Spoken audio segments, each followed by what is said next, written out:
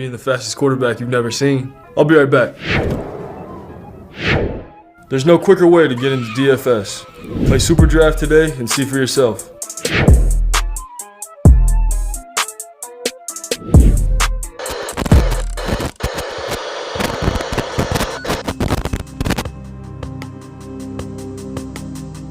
We're behind. They're all fired up.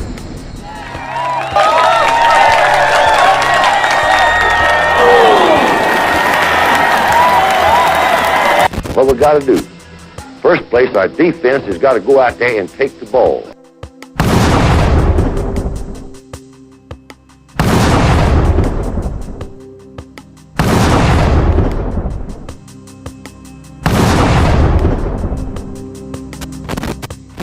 Then when we get the ball, we got to have 11 people that's going to do their job and try to score every time you get the football.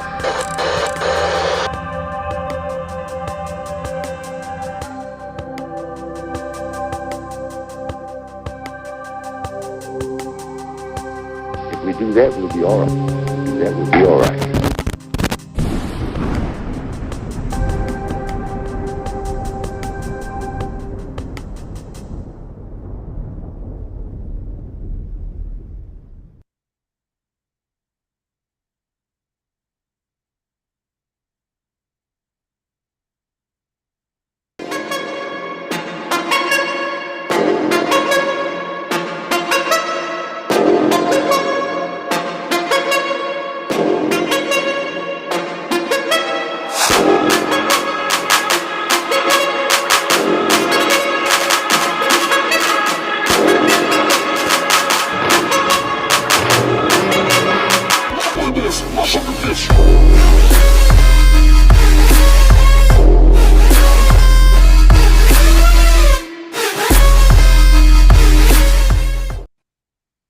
Welcome, everybody, to another edition of Football University with me, Matt Caddell.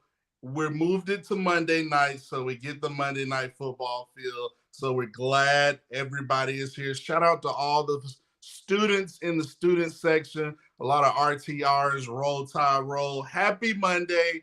Let's get it started here at Football University. Please get in the comments. Put in as the show goes in, all the students get in the comments and we'll talk about things we want to talk about. But you know how we get it started here on Football University. You know I like to dive on. I'm going to be more of a professor, as you can see on this course. But I love to dive in and talk about things that impressed me football-wise this past Sunday. And we had a lot of NFL football. And let's start off with the Philadelphia Eagles. I have to say, they played the New York Giants. I'm so impressed with them. They improved to 12-1, and Jalen Hurts put on another absolute clinic. Here at Football University, we love to bring it back to Alabama. Shout out to Jalen Hurts. I mean, Devontae Smith, it was raining. It was kind of a wet Sunday, just football weather, and they went in there and put on an absolute clinic. Devontae Smith, A.J. Brown, the typical. But what's so impressive to me about the Philadelphia Eagles, they are such a complete team. I mean, I've got them going to the Super Bowl. I mean, within the first three plays, they started on defense. They had 2 sacks within the first 3 plays, so they have a complete defense as well as a complete offense with who I'm saying leading MVP candidate, Jalen Hurts. So fly, Eagles, fly. Listen, the Philadelphia Eagles are playing complimentary football all the way over. So we're talking about Jalen. We've got to talk about Tua. Nick Saban Jr. said, let's talk about the Chargers. And we're all Tua fans and Dolphins, but man, let's dive right into it. And got to say, I was very impressed with the San Diego Chargers or the LA Chargers. Justin Herbert, I believe he put on an absolute clinic. I mean, with some of the balls he was throwing against the vaunted Miami defense. And as I mentioned, some of his numbers, I think he was 39 of 51 for 367 yards. I mean, moving the ball. I saw how the offense was just clicking. Keenan Allen was coming back. The Chargers put on the clinic. But let's talk about the other side. Let's dive into it. the Miami Dolphins, Mike McDaniels, we have been raving about them from all season, where there's the wizardry. I've been calling Mike McDaniels a wizard, what he's doing with Tua Tagovailoa and that offense. And they just weren't the past 2 weeks. I mean, last week they played the San Francisco 49ers going against that DeMeco Ryans-led defense, but they were just physical. So you thought they were going to have a big bounce-back game. But, man, kind of the same thing. Tua did not look – outside of 2 splash plays to Tyreek Hill, they have to get better. And one thing I will say, the Miami Dolphins, they need to improve their running game. To bring it back to Alabama, one thing that's frustrating Alabama fans is the running game. So we have to be able to run the ball. Also, Tua is just off offensively. I think Tua only had like a 30-something passer rating, 35% completion rate. In the third quarter, he was like 3 of 12. I mean, I think he was finished with 10 of like 20-something. He was just really off. But kudos to the LA Chargers. Their defense, they saw that DeMeco Ryans game film, and they implemented. They were down, I think, 6 defenders, no Derwin James. They still had Khalil Mack, Joey Bosa. So kudos to the Chargers. But Miami Dolphins fans, it's not all doom and gloom. They're still 8-5. Now, the Dolphins, I think Miami will bounce back, but the next game they play is in Buffalo against Josh Allen, a big divisional rivalry, and it doesn't get any better, any easier for the Miami Dolphins. So hopefully they can kind of bounce back. Speaking of the Buffalo Bills, they kind of looked a little iffy. But before we get in that, let's get into the student section.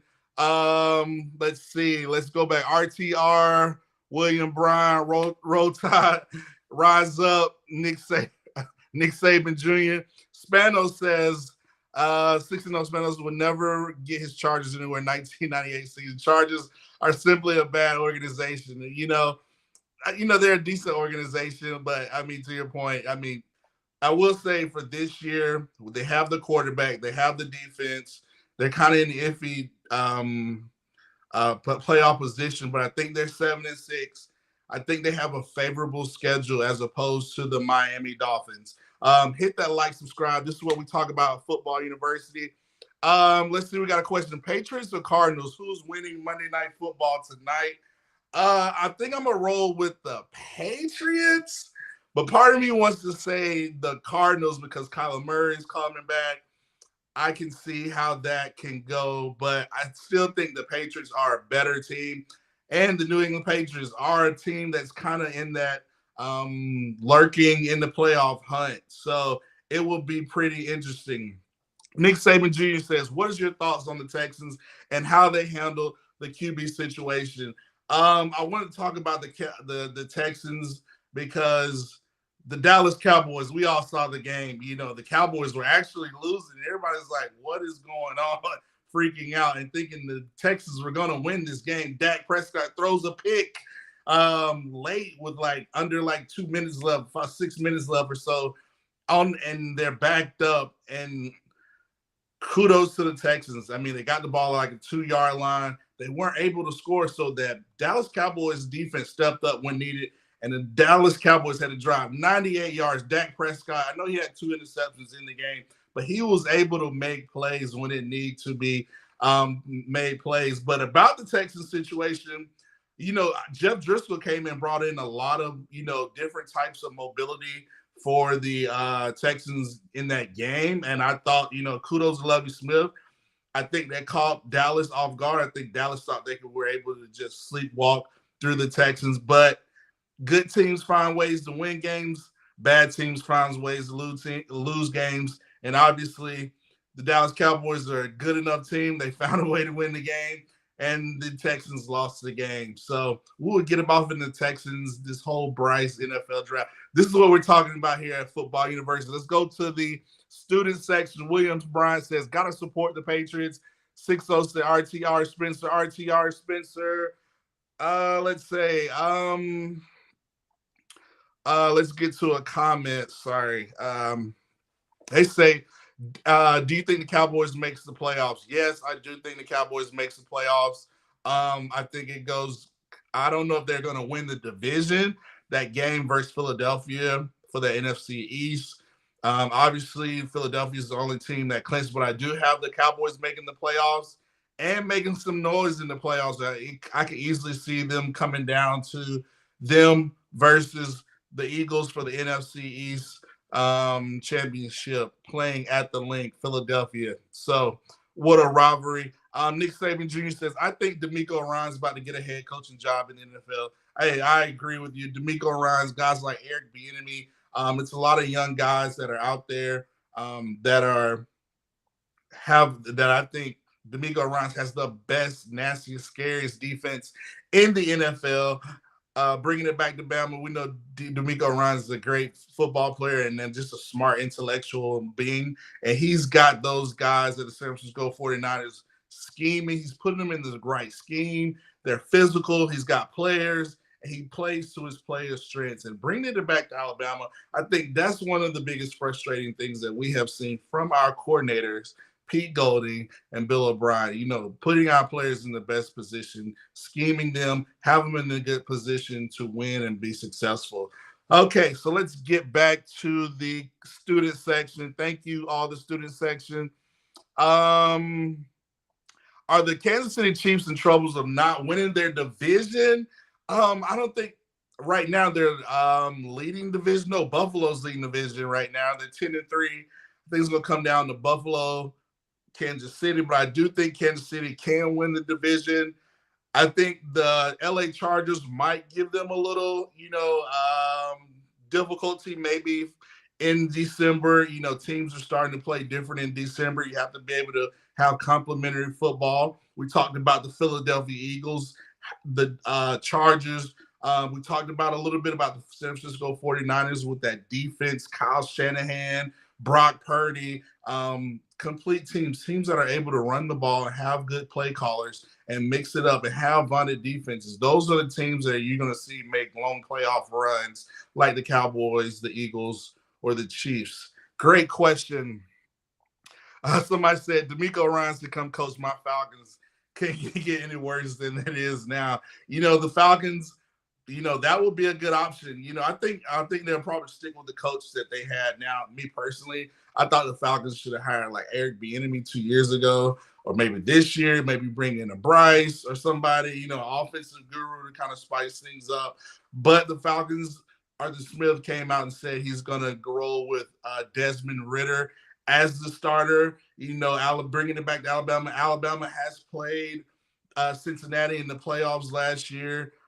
We saw what Desmond Ridder can do. He's a solid player. So see if he gives that spark for the Atlanta Falcons. I'll rise up to all the Falcons fans out there, because that division is easily can be handed to Tampa Bay Bucks. They look old. They went against the San Francisco 49ers. Brady looked old and just out of it. I mean, that defense was just basically bullying him. Oh, yes, prayers up for Mike Leach. Prayers up for Mike Leach. Great point.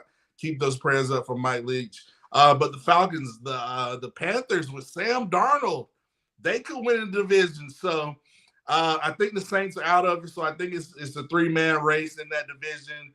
Falcons, Panthers, and the Bucks. So who's going to win? So maybe the Falcons can rise up and get in that playoff seed. So, but let's go back.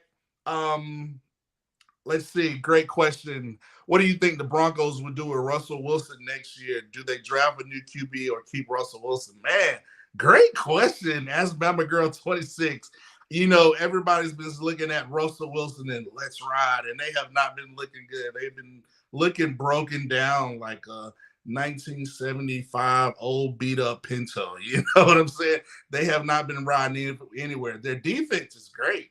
Patrick Surtain, I think he had when they played the Kansas City Chiefs yesterday, I think he had a pick. I think in the last two games, Patrick Surtain has had an average one pick versus Patrick Mahomes. Patrick Mahomes actually threw 3 picks yesterday.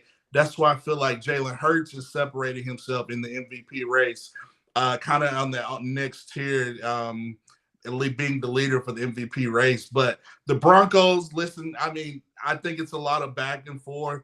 The Broncos can draft, John Elway wants to draft a quarterback, but Do you trust John Elway to draft another quarterback? I think they could go in a younger direction, maybe put some picks together, maybe try to get in that top 10, maybe look for Bryce. But I think what they might do is try to just let the draft come to them. Look at some free agents and kind of build from there. But if they wanted to go to a quarterback class, if they're impressed with somebody like a Bryce Young, and if Bryce comes out, I think that would be a good option because you have Jared Jeudy, and Jared Jeudy put on an actual little clinic Sunday. He had the hat trick, he had 3 TDs, part of my Sunday studs. Let's get to the student section. Let's go. Let's say they get rid of Brian. Dick Saberg says, we know, leave my Bucks alone. Hey, listen, I'm sorry about the Bucks, man, but they were going against the number 1 team. It's hard to beat San Francisco in San Francisco at Levi Stadium. Kudos to Kyle Shanahan. I mean, this guy is a genius. He's lost defensive coordinators able to bring up DeMeco Ryans. He lost Mike McDaniels to the Miami Dolphins. He's still able, led by the GM leadership of John Lynch, they were able to still be successful, acquire great talent, but he's able to scheme and he's able to run the ball and be so creative.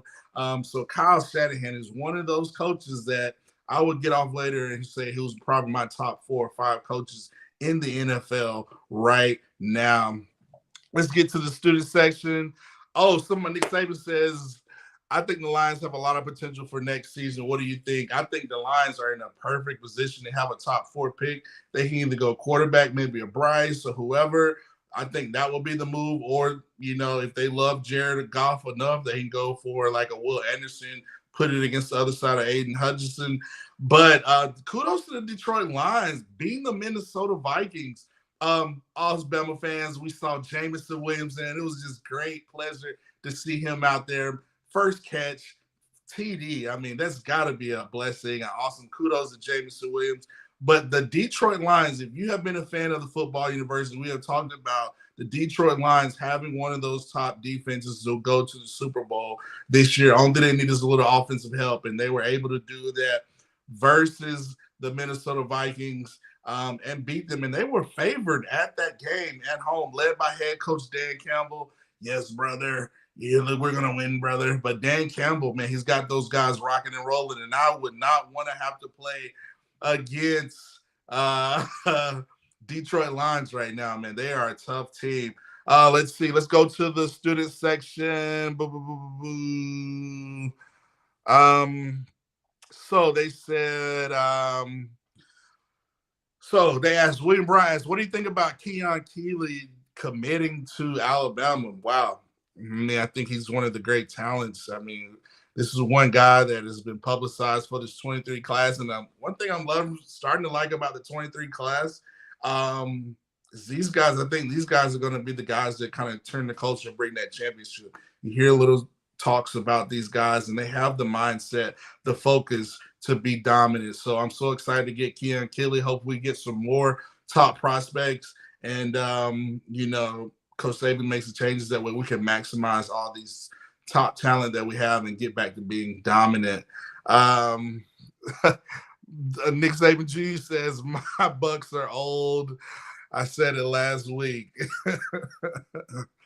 Somebody said if Pete is calling the plays, I don't know if Keeley would make a difference. We would have him covering wide receivers. Like I said, this is what we talk about at the football university. Get all your friends, football heads, to just subscribe, tune in on Monday Nights Football University. Yeah, I think Coach Saban, if Coach Saban is smart, I think he's going to take the route kind of what Kirby did with Muschamp and Schumann, kind of go the route of having a co-D coordinator. Maybe he brings back Pruitt or Tim Leonard or some other guys to be that co-D coordinator. Maybe move Pete Golden to safeties or another position, and have somebody else kind of call the defense. And I think he kind of does that offensively. I think he's going to go with the chance, sauce it up, change it up. Offensively, with more of a offensive college mind. You know who I'm high on if you've been paying attention. I'm high on like Joe Brady if he goes to the NFL route. But I think he needs to get somebody from the college experience. Joe Brady has college experience, but I'm high on Tulane's offensive coordinator. I'll say it again. That guy gets it, and he knows what he can do. So let's keep it flowing. RTR. So we talked about the Philadelphia Eagles, fly Eagles fly. We talked about the Dolphins being disappointments, Mike McDaniels, Tua, the Chargers on the other hand, Austin Eckler, Justin Herbert making plays, finding ways to win the game. We talked about the Detroit Lions, how they have an impressive defense and they can make plays. And we talked about the 49ers, but the 49ers, Brock Purdy put on an absolute clinic. We talked about the Dallas Cowboys, how they were able to just find ways to win the game. So let's get to the student section. They say, what do you think about the QB situation in Baltimore? Will the Ravens give Lamar Jackson a long-term contract? I do think the Ravens would give them a long-term contract. Well, you can't help but pay him. I feel like they could have paid him last year. He's brought so much. He is the Baltimore Ravens. But you got to look at that market. Baltimore Ravens is not like a New York, one of these major markets. But I do think they find enough money to pay one of the top players in the NFL in Lamar Jackson. And speaking of the Ravens, I mean, to bring it back to Alabama, you watch football, and we're all football fans, but you see these teams when it comes to November, December, weather starts getting cold, you have to run the ball, football, physicals. Teams who have really good defenses are already, like the Baltimore Ravens, they don't have Lamar Jackson, and they were able to go head-to-head with they were playing the Pittsburgh Steelers, but hey, that's an NFL team. And Roquan Smith, Patrick Queen put on an absolute clinic. And listen, Baltimore has an identity. I think that's something that Alabama needs to establish. I think Coach Saban is going to kind of maybe take the co-defensive coordinator route and get somebody that can really establish defensive identity and being physical, smash mouth football to get Bama back to being dominant on the defensive end. Let's see, RTR. So let's talk about my MVP race.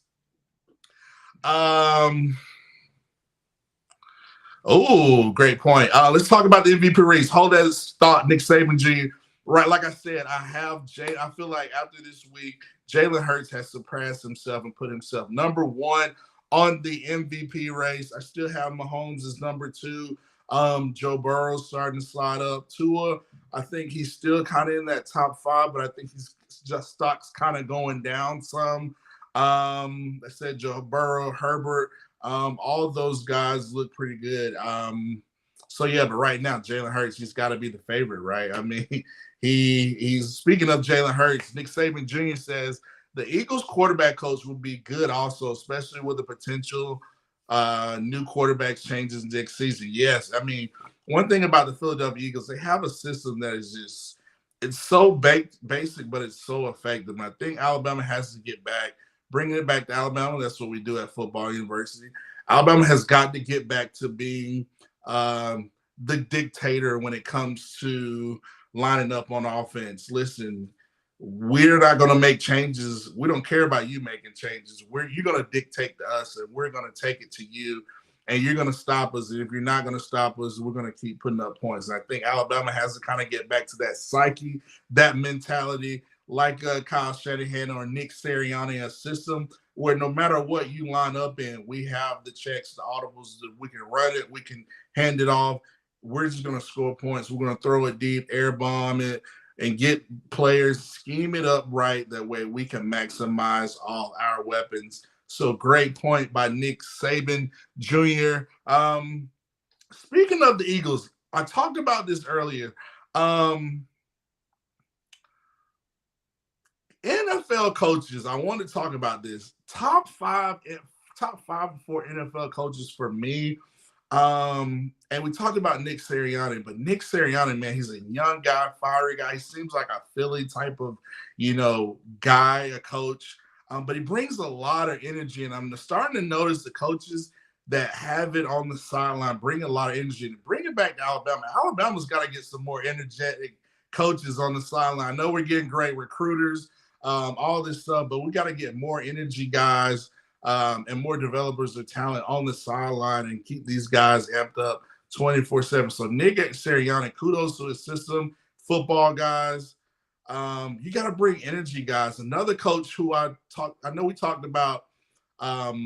Is Robert Saleh. The Buffalo Bills. They played in a game. It was 20-12. The New York Jets has one of those top defenses that can win the Super Bowl, led by Quentin Williams, C.J. Mosley, Quentin Williams, Sauce Gardner. These guys held the Buffalo Bills in Buffalo and rain, slow, sleet to 20 points. I mean, Josh Allen, that is tough to do. And they had Mike White at quarterback. So, but Robert Saleh, he's an energetic guy. They had the ball and were moving down the field. They could have easily won the game, but a guy fumbled the ball. But Robert Saleh made a comment at the end of the game, said, we're going to see these guys again in the playoffs. And so I think if they get their quarterback situation ironed out, but Robert Saleh, his demeanor, I like how he has not only that energy, but he's one of my top coaches that I like. Another coach is Kyle Shanahan, who's probably number one on the list, but I'm just giving some props to Sirianni and some other guys. Kyle Shanahan, like I mentioned earlier, offensive guru. I mean, his coaching tree, McVay comes from him, McDaniels, but he's found a way to scheme up. I mean, he's so simple with it. The guy lines up in I formation with Juszczyk, plays with a fullback. He has a great defensive coordinator. D'Amico Ryans bring a lot of energy. Alabama needs to get back to having great football guys that scheme and no personnel and bring a lot of energy and get back to just maximizing these players like a Kyle Shanahan. And another coach I'll end with is Roberts. Dan Campbell. I talked about Dan Campbell with the Detroit Lions. Kind of reminds me of Hulk Hogan when you hear him speak, but he's a guy who's just a good coach, and you see it with the way he has the Detroit Lions playing. So let's get to the student section. They say we got some Roll Tide rolls. Let's see. And Rise Up, why not? Why do you think they're planning on drafting a new quarterback? I mean, I do see the Falcons drafting a quarterback. I think they need to, but if they did it, I mean, I can see them going offensive line or something like that. But I do think the Falcons, if there's a Bryce there, I think they take advantage of that and kind of start anew. Need for Brian Johnson is 35, a young guy we would need for OC. I like that comment. They said lay off my quarterback. He ain't going anywhere. Somebody said, I'm not sure the Ravens seem like a franchise. They're not keen on giving one player a high-paying contract on seasons to win by committee attitude towards things. I do see that, but I know they paid Marlon Humphrey. I think they'll have enough money to pay Lamar Jackson. I just think what they would do is front end the contract so that way it doesn't, hit their cap for a long-term deal. They just kind of play as much money and have it all guaranteed up front. That way they can still pay other guys in the NFL. Let's see. Rise Up. Let's see. Somebody said, please hit the like button. Mike is doing a great job. Thank you. Let's see. Matt, who do you think is a sleeper on the team that might give my Eagles a run towards the Super Bowl in the NFC? I mean, it's a couple of teams. Obviously, the 49ers, but just because of Kyle Shanahan. But the Cowboys, I think the Cowboys are a sleeper team. I don't see Minnesota. Minnesota still doesn't have it complete. But I think it's going to be somebody like the Cowboys, maybe the Commanders, but I don't think they have enough QB offense to really kind of mess up the Eagles. Let's see. They said Aaron Anderson just hit the portal. Dang it. I hope not. I really like Aaron Anderson. That's why I think Go Saban's going to, get a new OC because I don't think he's going to let all this talent just continue to leave. So I think he's going to get an OC with college experience. Hit that like and subscribe buttons. We talked about coaches. Oh, this is what I want to talk about. I want to talk about Let's see any more comments. Oh, let's see. Ooh, Saints fans. Look at it. Look at this is what I love, the student section. What do the Saints need to do in order to get back to winning season? You know, I know they don't have a first round pick, but they need to find a way to get Bryce or some quarterback in. I know they got Jameis Winston. They need to find a way to get in that top 10. If I can get my hands on Bryce and maybe get somebody like a Sean Payton to come back out of retirement, I mean, and he could be the head coach. I mean, I think Sean Payton would see a Bryce that he might want to come back out of retirement, knowing that he's kind of got like a Drew Brees. He can kind of do the same thing. He's still an offensive genius. And yeah, I can see him wanting to do that. So I think the Saints will get back if they get the quarterback situation squared away. Let's see. They said, G Bama Boy said, it was reported by Bama Insiders like Bama, like Bone, Matt Zins, and Charlie Potter. Yeah, so I think Coach Saban's just going to have to, I mean, this is just the age, the portal. It's just the way it is. You know, we've seen some guys transferring, but I think way Coach Saban can stop the bleeding is getting good, competent coordinators to maximize all the talent. This is what I want to talk about. So I want to talk about my thoughts on Defensive Player of the Year. Kind of my top 4 and kind of put your top 4. Who do you think deserves to win? But this is my top 4. Right now, I got Micah Parsons as kind of my leader. Guy can play inside, outside. He's just a wrecking crew. He didn't have a big game versus the Texans, but for the 13 weeks, he has been so dominant. I mean, he's played so many positions. So my top number 1, Micah Parsons. My number 2, probably Nick Bosa. The guy had 3 sacks last week. I think he had a few of Brady yesterday. I think he has like 10 sacks on the year. Judon's another guy. But Quentin Williams is doing it from the defensive tackle position, and we all know how good defensive tackles are. Recent history has showed us Aaron Donald, that was made him so successful, being a defensive tackle, being able to be dominant from the DT position. So Quentin Williams, who's having an all-pro year from the defensive tackle position, is my number 3. And I think I'm kind of going a wild card, Max Crosby, the defensive lineman, defensive end from the Las Vegas Raiders. They call him the Condor. Guy's a stud. I watched a lot of film. So those are kind of my top 4. We talked about the MVP. We talked about coaches. We talked about systems. Thanks for all you do, student Stephen Hicks. Roll Tide, roll. Let's just keep it going. And let's talk about the draft a little bit. Let's talk about the draft. You know, we still don't know what Bryce is going to do, what Will Anderson is going to do. Should they come back? What's going to happen? I love that comment. Spencer said, Matt Sider, what are you getting Lord for Christmas? Lord paid me to ask. I can't tell you what I told Santa. We're Santa and I are working on Lord for Christmas, but thanks for the comment, Spencer. Shout out to the student section. Y'all are the best. But yeah, like I was saying, talking about the draft, Will Anderson, Bryce, we don't know what they're going to do. Are they going to come back? I do think they do play against the bowl game in Kansas State. I mean, it's going to be a good game. I think they have a lot to prove. I think Bryce, I mentioned this last week, I think Bryce is going in there really wanting to solidify himself from C.J. Stroud. I think Bryce has a little competitive juices for right now. He finished 6th in the Heisman. Didn't get invited. He was kind of hurt for about 3 games this year.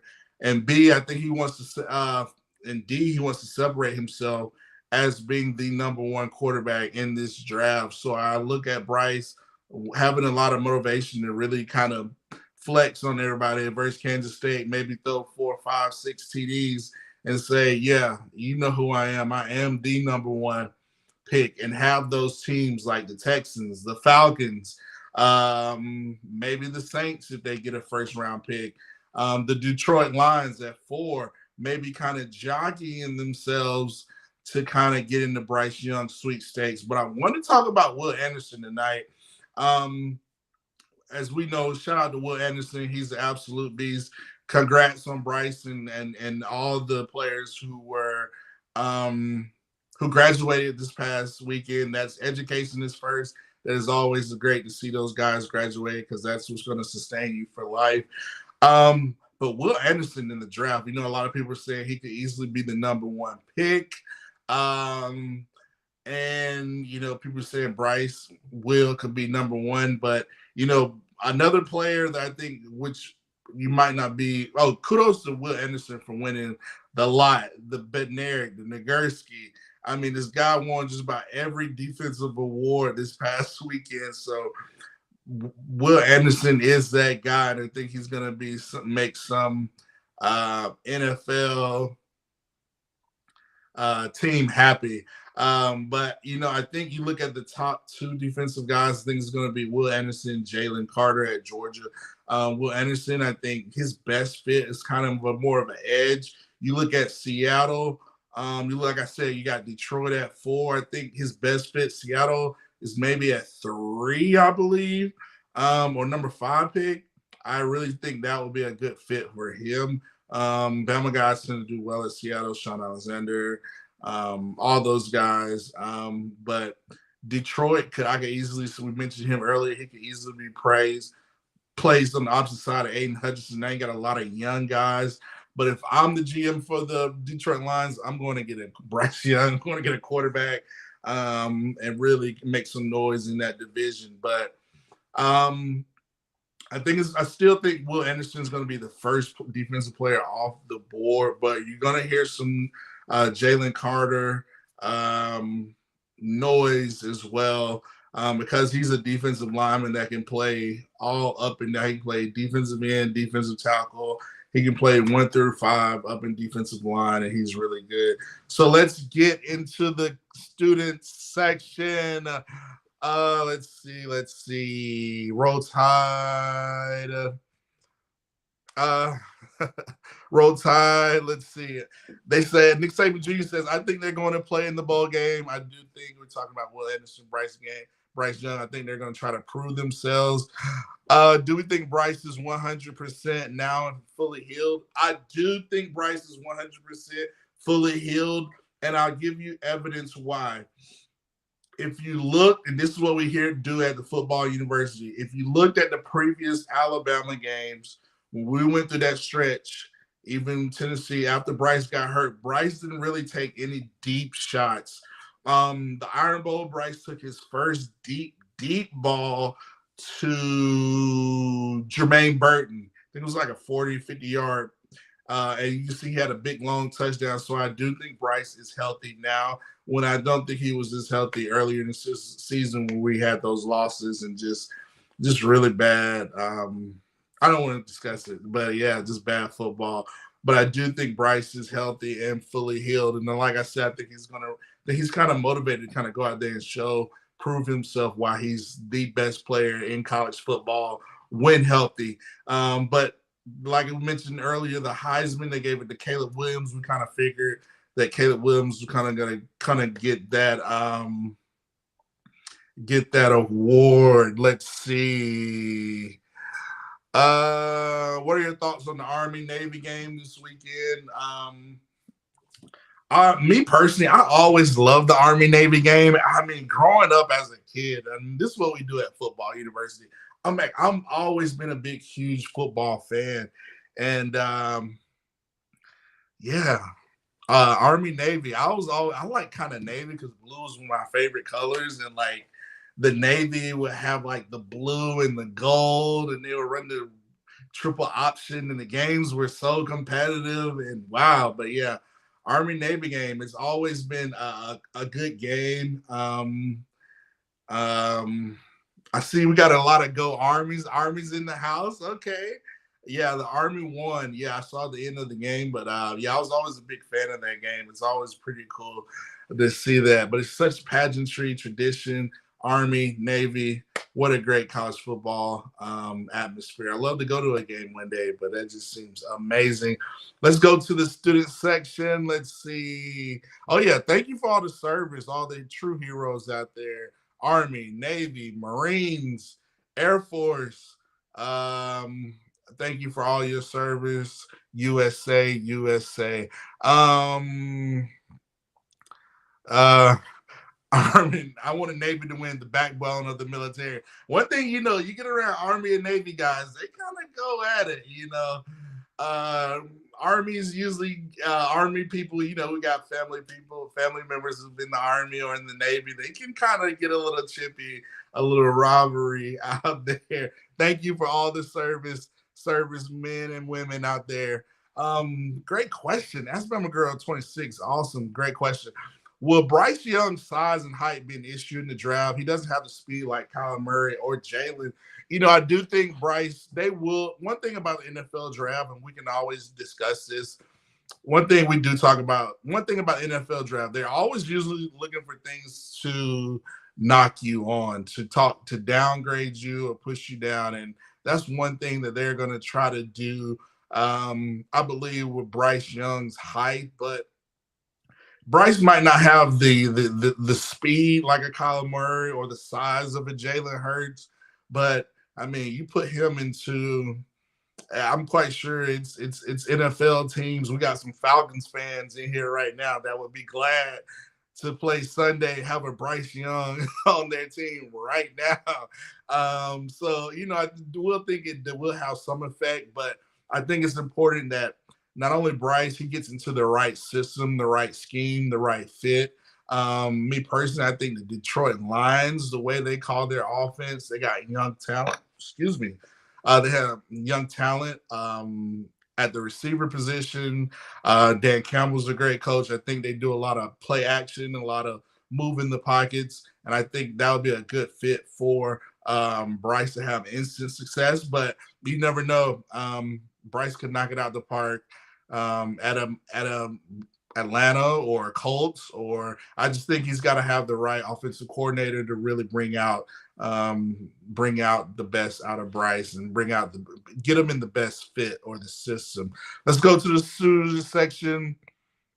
Nick Saban Jr. I did a pregame show last week, Army versus Navy. Shout out to Nick Saban Jr. He does awesome, great pregame shows on Saturday mornings. Please tune in CTS Sports Room. That's what we have it all for you, baby, all week. Let's see. Spencer says Bryce has a very high football IQ. I think that's what separates him from a Kyler Murray. Maybe so more for a Jalen, coming out of college. I think Bryce is just when Jalen came out of college and Bryce is coming out right now, I think Bryce is just that much better of a passer.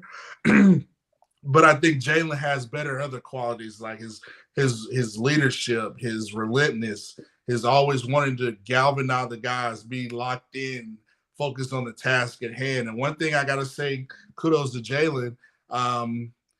He continued to work on his game. Like Jalen knew he had to get better passing the ball. He continued to improve on his downfield accuracy, and he did it this offseason again. He's reaping those rewards this year with the MVP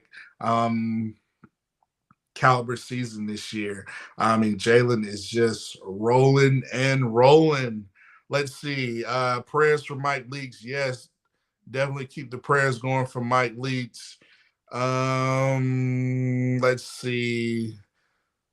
Be sure to tune in tomorrow. CTS special dedication. Okay. Spencer said Jalen leg press is 800 pounds. I mean, the big thing about Jalen coming out of high school, this guy was squatting 500, 600 pounds in high school. I mean, that is crazy. I mean, he knew he was a football guy. Football coach was his head coach. So Jalen's just one of those guys. He's just got it in him. He's just a football guy you would want to go to war with. Regardless, he's got those leadership qualities. He knows how to stay locked in, to stay grounded, no matter what's going on. All that he does makes him better. He focuses on improvement. So kudos to Jalen Hurts. Speaking of the draft, should the Eagles take a defensive lineman or a tight end Woo, I mean, the Eagles, I mean, they could win the Super Bowl and still have a top 5 pick, which is crazy. And I think if they do see a Will Anderson lurking at number 4, maybe somebody they push like Will Levis or CJ Stroud, or, these quarterbacks tend to start getting pushed up higher towards the closer we get to the draft. Teams are jockeying after they've done their meetings. They want to get the guy who they want. So I can easily see, a Philly stand right there, and maybe taking Will Anderson to go with that Jordan Davis, Hassan Reddick, Graham, Sweat, all these guys to really go and get that vaunted defense. They said we have the number 5 pick from the Saints. Thank you. Jalen is truly built by Bama. Yes, Jalen is truly built by Bama. RTR. I mean, watching NFL on Sunday is just like Bama on Bama crime. I mean, you see Quentin Williams making plays. You see Jamison Williams, Devontae going against McKinney.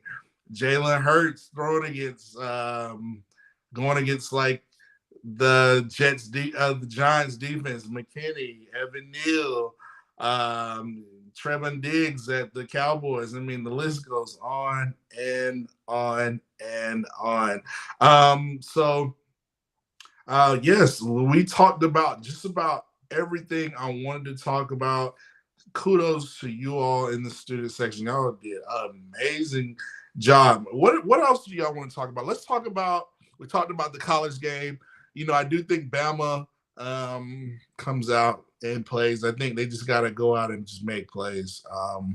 I think Saban's working on some things behind the scenes, offensively and defensively, to kind of get some things, make sure he keeps talent in-house. And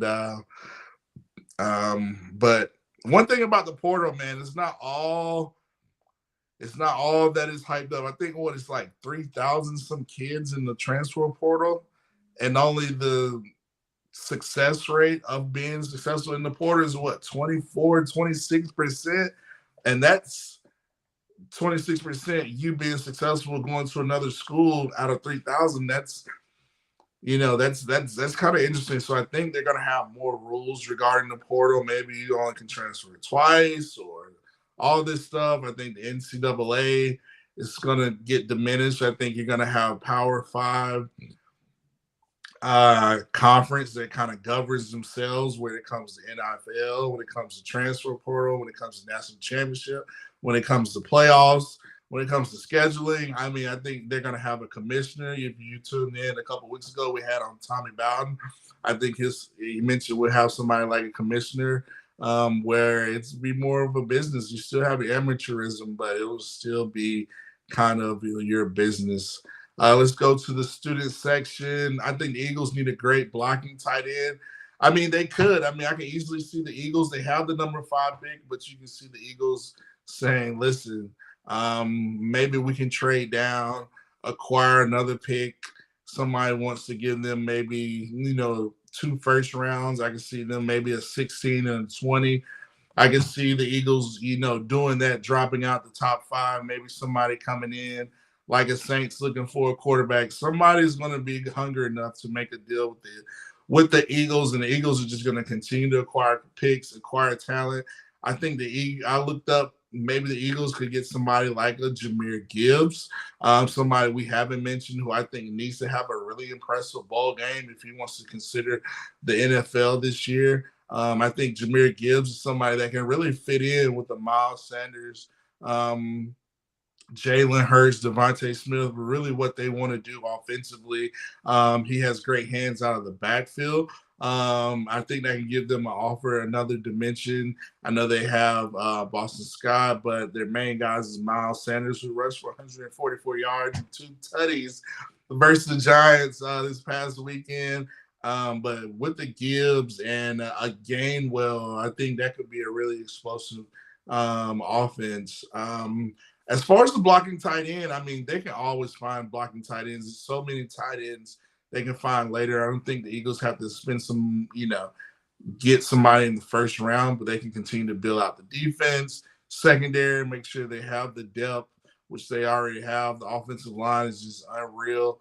But if they can find a good tight end, they can go out there later in the second, third round, somebody like a Bowers at Georgia, or somebody like because you already have Dallas Goddard. I think they get somebody like Washington from Georgia who's like 6'7", 300. He can block, he can catch. That will be kind of a nice little fit. But I do have confidence that the Eagles GM, Howie Roseman, they do a great job of evaluating talent in the NFL. And I feel like the most successful teams in the NFL are the teams that can evaluate the best talent and they have a organization and coaches where they put put that talent in the best schemes and fits and systems to exploit and play these players' strengths. So let's see.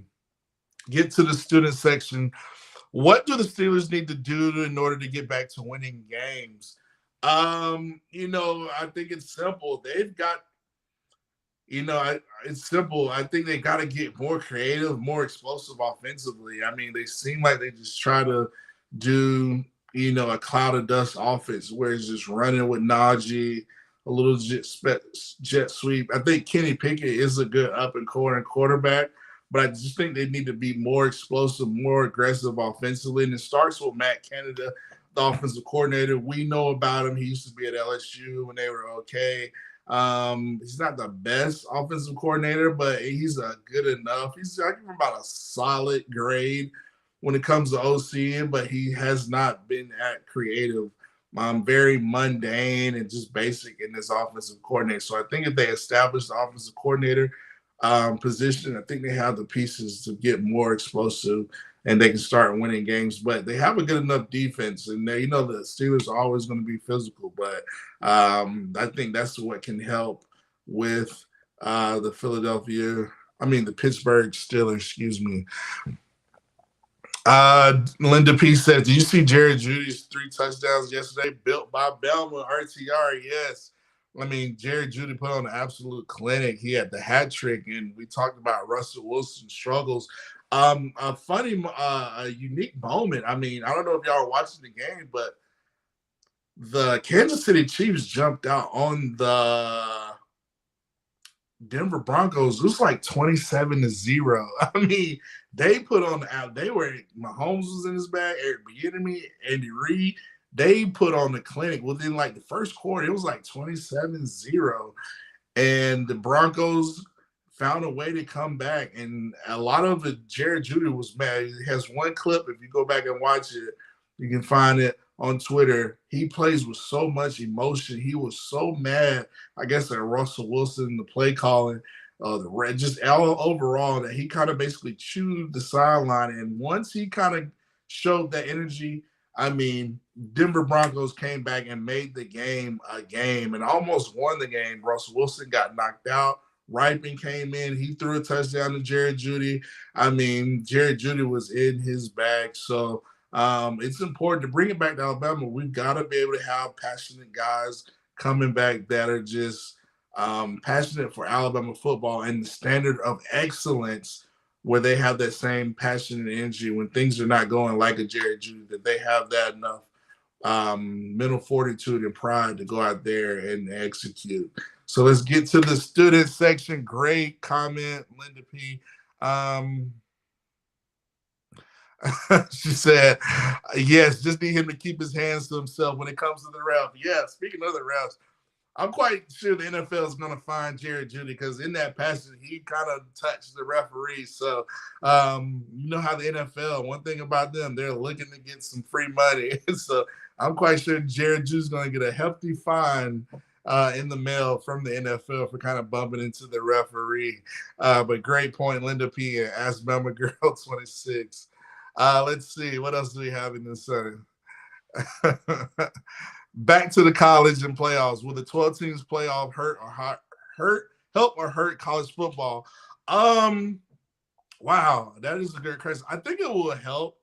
I think it would help if you have really good, compelling regular season. I think what's going to happen in my dream scenario, in order for the 12-team playoffs to really work, we need to have, if like in the SEC, we just need to go all Power 5 conferences, all Power 5 schools need to go to their own schedule. No more playing against, Western, Northern Kentucky, and none of these directional schools. We play, let's say, 8 SEC games. We leave the divisions next year, so the top 2 teams are gonna play, which would have been what, Tennessee, Georgia, or Georgia, Bama, whatever you want to say. But I think if Tennessee, since they beat us, they got the tiebreaker, so they will probably play again. But I think if the way it would help college football if you iron out the regular season and make sure all these conferences play big games. No more play nothing but conference games. That way you get a good measurement of who the top 12 teams should be. That's just my take. So great comment. Somebody said we lost Aaron Anderson to the portal. Man, I hate to see that. Aaron Anderson just stud. Golly, stud receiver. I know he battled a lot of injuries, but I don't know, man. It's just the day we live in. I wouldn't have gotten the portal, but I don't know what these kids are thinking about. It's a lot of things, a lot of stuff coming from other schools, a lot of NIL money from other schools. Hey, leave Bama. I heard a rumor that Miami Hurricanes offered Dallas Turner like $1 million to leave Alabama to go to Miami. It's just crazy. So you never know what's going on. Aaron Anderson, man, I can't say enough of good of a talent. This guy, we already lost Leary to the portal, and this guy's a talented slot guy. JoJo Earl's in the portal, so that's another talented slot guy we were kind of missing. And I was kind of hoping we would be able to rely on Aaron Anderson right there to kind of stabilize that slot position since we lost Earl and Larry to the portal. But I think right now that leaves Bond, Kobe Prentice kind of holding it down for himself in the slot, Kendrick Law, Shaz Preston. Yeah, I was gonna have to play these guys. Just play the freshmen. If I'm Aaron Anderson, I know these guys that left. I would have stayed. This is my time to play, especially in this bowl game, because you lost Leary and Holden. But you never know. So hopefully he finds a way to stay and play in the Kansas State game, because this is his opportunity. This is spring training to really see, am I going to get playing time? I think he would have had time to play. So somebody says, so Nick Saban, we need a new OC quick. We do, man. We do. I think we need a new OC and DC, kind of like I mentioned earlier. Kind of go with the code D coordinator. RTR, bro. RTR. We all come with issues for why Bama has failed for the last 2 years. Our main problem is the lack of O-line, D-line, and inside linebacker play. Facts. Great point. I can add to that, Bama boy. I think our strength and conditioning, man, and our energy. I'm thinking we're lacking a lot of energy on the sideline. A lot of that goes back to the culture in the program. And we're losing. It seems like we're not as physical. I know we want guys to make weight, but I need my linemen to be about 315, 320, 335 across the board. I need them just bullying defensive linemen. I need my defensive linemen to be big and physical. And I think that kind of goes to the point where we've got to get all those positions, to your point, Bama boy, to being back dominant.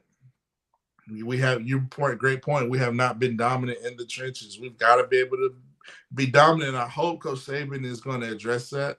But we got to have a new OC. I know it's been times where we haven't been as dominant in the trenches, but we had such great offensive play calling that it can cover up a lot of things on the defensive end. So, like I said, we do need a new OC. Somebody said we needed a new OC months ago. I know, Linda P. We needed an OC months ago. Let's see. Let's see. Great points. They say that and the fact, how do you schedule these games during the peak of the changing of the weather seasons? Snow in the east and tornadoes in the south. Yeah, that is crazy. Let's get to the student sections. Did you watch Holy Cross versus South Dakota game? If so, what was your thoughts? It was a great game. Holy Cross South Dakota game was really good. Holy Cross ran a trick play where it was more like, you know how you have the famous Tebow jump pass. They handed it off and to the running back, and the running back, instead of doing just a jump pass on like the goal line, he got the ball and threw it like 20 yards deep from the line of scrimmage, his jump pass, and it was a great play call. And I was like, wow. And I think the Minnesota Vikings actually tried to run that play because they were like on the 3 or 4 yard line. They handed it off to Dalvin Cook, and it looked like he was trying to do jump pass, and Isaiah Buggs like creamed him and fumbled, and it was just a mess. But yeah, shouts out to Holy Cross. Yeah, I love watching football. That's what we do at Football University. I love watching those games, finding those little niche offensive minds, the creative offensive minds out there. So let's get to the student section. Let's see. I remember that. But yeah, hit that like, subscribe button. Thank you to all the fans, the student section on Football U. Hit that like, subscribe. Let's see, Matt, do you think that being aggressive is upbringing or great teaching? I think it could be both. Aggressive, you can be aggressive in the right way when it comes to football.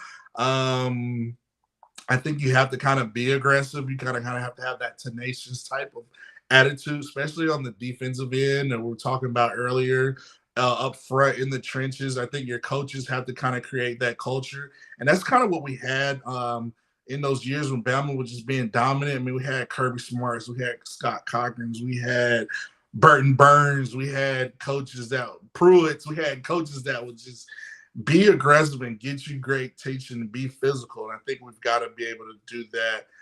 But great question, Spencer. Great question. I think great coaches, they're aggressive. You look at offensive minds, you have to be aggressive, and you got to be smart. You got to know when to be aggressive and when not to be aggressive. And I feel like sometimes bringing it back to Alabama, frustrations with Pete Golden, his defense schemes just not make sense. He's blitz when the blitzes don't even work, and it just exposes us and puts our defense in bad situations. So I think Coach Saban would kind of iron that out. Let's see.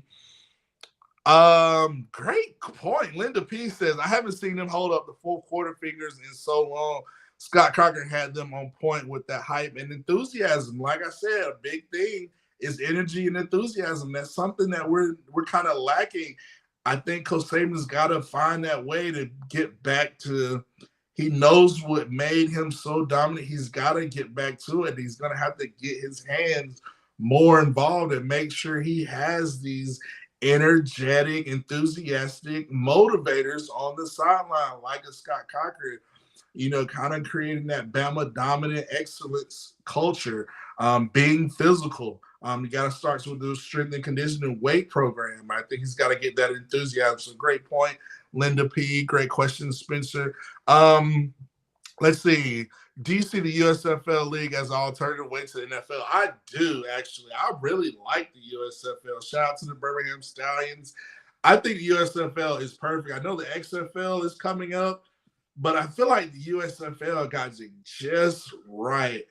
They don't compete in the fall. They compete in the spring, and they have like 12 games. It's really compelling football. It's entertaining. It's not bad. It's a good product. I mean, we don't have football during that time of the year, so it's actually they get a lot of viewers, and it's a lot of USFL passionate fans out there. I think Memphis, they got a new team there, the Riverboat Gamblers or something. So I actually like the USFL, and I'm a huge fan, and I'm a big follower of the USFL. So I think you look at Turpin, who's playing with the Dallas Cowboys, to answer your question. Turpin was amazing playing in the USFL. I mean, it was so many guys that ended up going to I think the quarterback, Walker, who was with the USFL last year, he got starts. So shouts out to the Stallions. I really love the USFL. It is very entertaining. I think I just like it better. I think the USFL is just a great product for the NFL. And I think the NFL they like the marriage of having the USFL because it gives former coaches, former players, players, if they make noise, the NFL is going to come calling. A lot of these guys are getting shots. So kudos to the USFL. Go Stallions. Great comment. Great comment. Do you think the USFL will be around for a while? I really do. I think it's big enough. I think they have their own niche, like I mentioned earlier. They're in cities that maybe are, mid-major to major markets, but they have spring football and people are going to tune into it. Whereas XFL was a little bit, it's like wrestling almost, and football. But the XFL is going to do their things. I think the USFL has a model that lasts them longer than the XFL. And I'm interested to see how the USFL is going to come back season 2. It's so much excitement. I follow them on Twitter, and it's so many passionate fans, whether it's Stallions fans or whoever, the USFL. It's really entertaining. I really enjoy it. Let's see. Go Stallions. Is college football not becoming a minor league for the NFL? I still think the NFL wants college football. I mean, that's where the draft's going to come. That's where you're going to get all your best talent. I think it's just a great partnership to answer your question. But the NFL, nothing can beat college football. I mean, the access these NFL teams have, whether it's a lot of them on Saturdays are doing walkthroughs. So many former players are watching college football on Saturdays. So many NFL GMs or scouts are in practice. They're kind of already looking there, watching, evaluating players. For instance, Mike Tomlin say how he used to watch Najee Harris on Saturdays. He was, dude, I want to draft Najee Harris. That's who we needed at the Pittsburgh Steelers. So these guys really enjoy college football and the access that they have to the collegiate game to really take advantage of the top talent. Let's get a few more. I enjoy the games in Birmingham. Can't wait for the new season. I cannot wait either. So let's wrap it up here on this edition of Football University. Great questions. Thank you to all the students in the student section. This is what we do. Listen, tell a friend. If you have football head friends, people who just love football, tell them to tune in to Football University on Monday nights, 7 p.m., 8 p.m. Eastern, 7 p.m. Central. Football University with Matt Caddell, Football U. To all the student section out there, have a great weekend. Enjoy football, and let's talk next week. Be safe. Happy holidays. Merry Christmas. This has been another episode of Football University. See you again next Monday at Football University. I'm Matt Caddell. Have a great week.